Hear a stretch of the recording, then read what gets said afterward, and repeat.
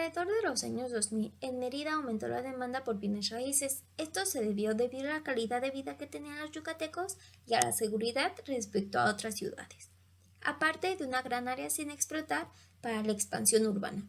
Esto llevó a que varias empresas se vieran interesados en esta parte de la península, generando su crecimiento económico, pero también generando un impacto en la demanda energética debido al aumento de habitantes en la región que requerían cada vez más un mayor requerimiento de energía. En esta gráfica se puede observar el desfasamiento comparando el año 1990 y el 2000 respecto a la expansión urbana de propiedad privada y la propiedad social. En la primera gráfica podemos observar que la evolución del consumo de energía eléctrica residencial no varía mucho del 2006 al 2014, siendo mínima la diferencia de gigavatios hora y manteniéndose por lo general en un aumento a diferencia de los otros sectores. Por otro lado, en la siguiente gráfica, las ventas de energía eléctrica en el sector residencial ocupan el segundo lugar en ventas por gigavatios hora, habiendo una demanda mayor en el municipio de Alcancé.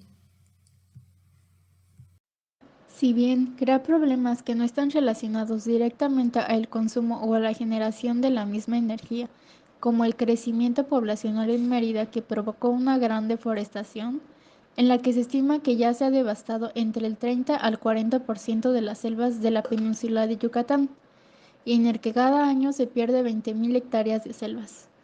Estos llegan a provocar el desarrollo de otros inconvenientes. Y es que esta deforestación se inició para que pudiera haber un crecimiento de hectáreas de masa de concreto sobre las calles y en el que se pudiera construir bienes inmuebles, que terminaron derivando a un aumento de la temperatura a un 80%, creciendo de 33 hasta 37.4 grados Celsius dentro de los últimos años.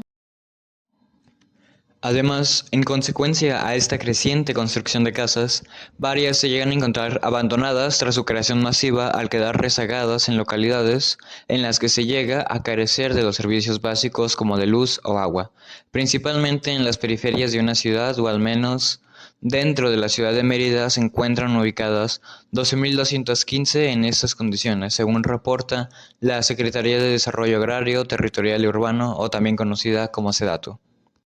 ¿Qué impacto tuvo el boom inmobiliario en la demanda energética?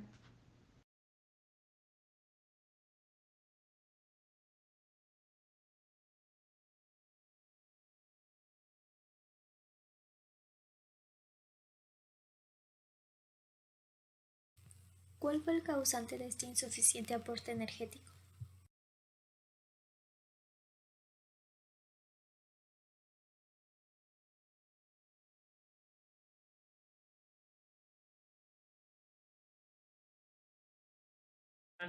El boom de inmobiliario crea más demanda en Mérida, sí, pero también hay una mala planificación de la infraestructura eléctrica a partir del año 2000.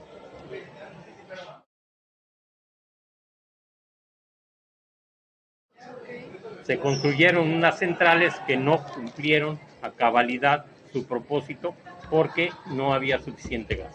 Y sigue siendo un problema el suministro de gas natural a la península.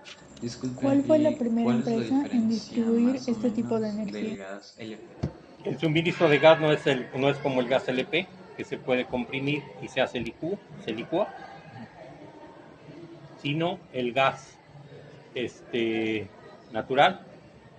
Para licuarlo hay que congelarlo y tiene que estar en nitrógeno líquido, es un verdadero problema, y así se transporta en barcos. Pero se expande y se distribuye por ductos.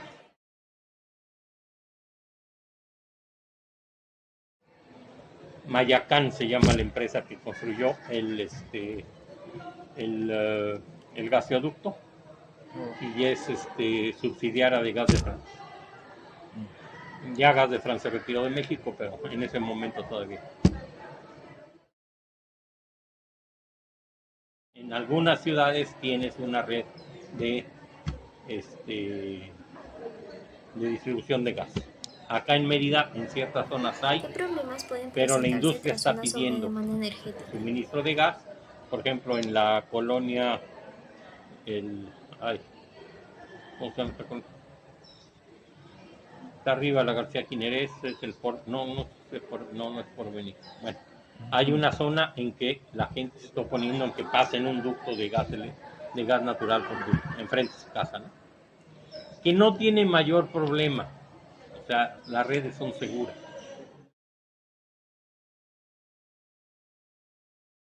En abril del 2014, de repente nos quedamos sin luz en la península como 16 horas. Porque hubo una sobredemanda y de repente falló un sistema bastante grave y todo lo demás se protegió. O sea, los sistemas eléctricos tienen una cuestión de que si algo falla, en lugar de que se siga dañando todo se suelta y deja de funcionar. Y para volver a instalar el funcionamiento de la red se tarda un buen rato porque hay que dejar. O sea, las redes eléctricas son extremadamente complejas actualmente. ¿Qué sucede cuando hay una ¿qué temporada sobredemanda de del año es energía? cuando se llega a incrementar la demanda energética? La costa de Yucatán tiene una población variable, o sea, su población se multiplica, por ejemplo, en la zona de Chelem, Chuburná, se multiplica por 4 la población en época de vacaciones. Tiene que ser suministrada por la planta de Nachicocom. Es una planta vieja de combustóleo que ya no la usaban mucho más que para suministrar la energía necesaria en progreso.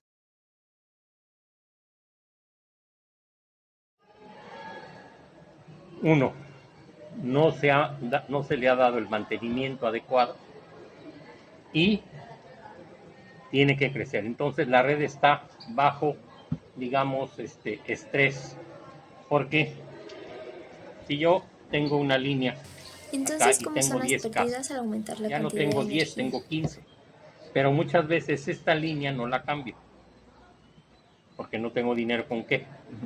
Y lo que pasa es que las pérdidas en la distribución al aumentar la cantidad de energía que transportan esas líneas, aumentan. ¿Sí? Entonces yo voy a perder más en electricidad. ¿Por qué? Porque estoy sobrecargando mis líneas y se vuelve más frágil mi sistema. ¿Cuál es el ciclo con mayor Ocupo eficiencia? más energía, me pagan más o menos un poquito más, pero mis pérdidas en transporte son mayores. ¿Qué fuente primaria de energía se llega a ocupar para alimentar a estas plantas? El ciclo ¿Qué la turbina de gas consecuencias tiene necesita el gas, aumento de si no, no población en cambia. Mérida? Claro. O sea, no le pueden echar otra cosa. Las de ciclo simple generalmente son de combustóleo. El ciclo simple tiene por ahí de 35.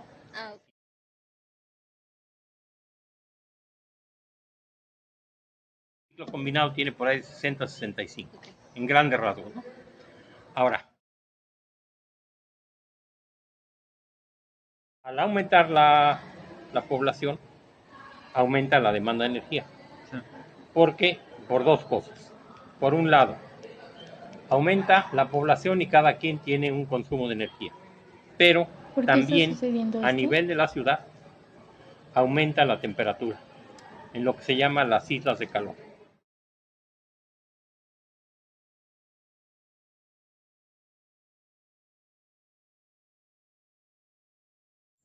¿Cuál es el sector con mayor consumo energético en la actualidad?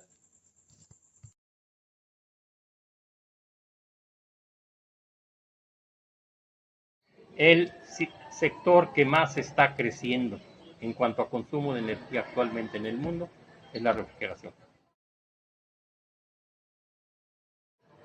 ¿Qué es lo que está pasando? Antes había una casa aquí y acá un jardinzote con... Si ese jardín se pierde, ese jardín evaporaba agua, interceptaba los rayos de sol y refrescaba el ambiente. Tú te metes. El concreto guarda calor, almacena calor durante el día y lo disipa en la noche. Entonces, la suma de todo eso ha aumentado la temperatura nocturna. Una de las y conclusiones a las que Ciudad llegamos Cauquel o es Las que un mejor Américas son el diseño en los mejor ejemplo fraccionamientos de una podría construcción disminuir el masiva de consumo de casas energía eléctrica con por muy parte poca de área aires verde y acondicionados, un área de y que amortiguamiento, este y eso. diseño permite Además, el flujo las de aire para construcciones poder están refrescar las habitaciones en las hechas casas. sin ningún Y bueno, como ejemplo, escogí este diseño de casa previsión moderna de que el protege en contra de la lluvia, clima de el las sol y la fábricas. nieve Entonces, gracias a la construcción de zonas un techo habitacionales de aerodinámico. vivienda masiva Y bueno, es son que el de techo gente corrugado de que acero tiene cierto llega ingreso. casi hasta el nivel de piso. Entonces, ¿qué hacen? Y bueno, Compran esto aire permite acondicionado. controlar eficientemente el ingreso de eso? rayos solares, además de que protege a la casa de fuertes vientos y de la nieve.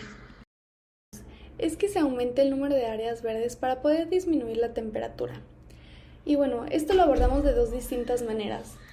Y es que el número 1 fue que se cuente con un mayor número de áreas verdes en los conjuntos habitacionales. Y el número 2 es que se cuente con áreas verdes al interior de las casas, ya que existen estudios como el Air Temperature Regulation by Urban Trees and Green Infrastructure del gobierno de Reino Unido. Y bueno, esta iniciativa impide la penetración del sol y el consecuente calentamiento del lugar. Y además que reduce la ganancia de energía en las ventanas y así disminuye las posibilidades de crear un efecto invernadero interno, y todavía sirve como un refugio contra los rayos del sol, que hace una gran diferencia en la sensación térmica porque las molestias relacionadas con el calor se relacionan a menudo más con la exposición directa de la radiación que con la temperatura del mismo lugar.